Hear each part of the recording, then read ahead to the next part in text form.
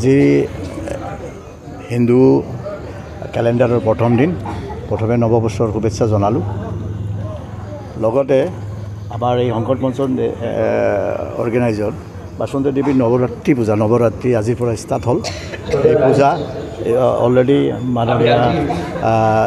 মঞ্চ উৎপাদন হ'ল লগতে আমাৰ সত্ৰীয়া ডেন্সো হ'ব আৰু এইকেইদিন ভগৱত পাঠ হ'ব মই আজিৰ এই ইয়াতে উপস্থিত হৈ মই ভাল লাগিছে লগতে এইখিনি কথাও ক'ব বিচাৰিছোঁ যে দেৱী মা সৰ্বমংগল মংগলে শিৱে সৰ্বাত্ম সাধিকে শৰণ্য ত্ৰম্বকে গৌৰী নাৰায়ণী নমস্তুতে আজিৰ যে অনুষ্ঠান এই অনুষ্ঠান ভাৰতবৰ্ষত চ'ত মাহতে ষ্টাৰ্ট হয় এইটোই দুৰ্গা পূজা মেইন পূজা আৰু এই পূজাৰ দ্বাৰা পৃথিৱীখনৰ নতুন গছ গছনিৰ পৰা জীৱ সব নতুন আপোনাৰ চাব আপোনাৰ ইভেন কি স্কিন পৰ্যন্ত নতুন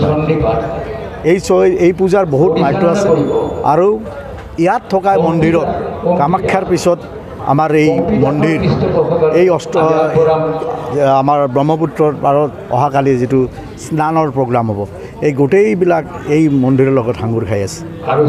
সেইকাৰণে অসমৰ ৰাইজ ইয়াত আহি সেৱা অৰ্চনা কৰিব লাগে আৰু ভক্তিৰে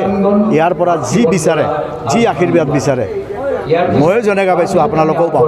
আহক এই মন্দিৰত আহক আৰু এই মন্দিৰত সেৱা অৰ্পণ কৰি নিজৰ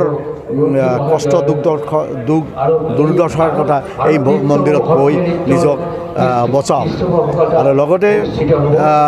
এই মন্দিৰৰ মাহাত্ম্যটো ক'লোৱেই আৰু আমি যিহেতু চিটিৰ ওচৰত আছোঁ বহুতে নাজানে আৰু এইকাৰণে অনুৰোধ কৰিছোঁ সনাতন ধৰ্ম